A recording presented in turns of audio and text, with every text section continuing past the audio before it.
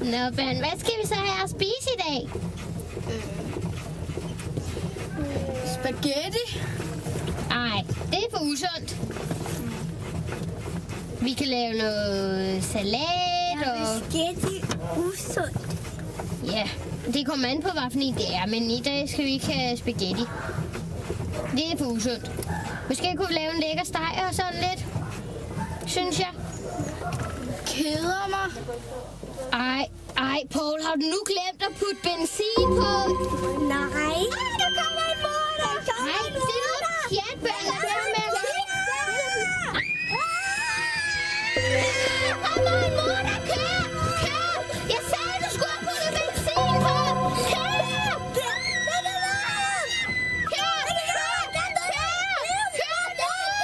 Jeg prøver!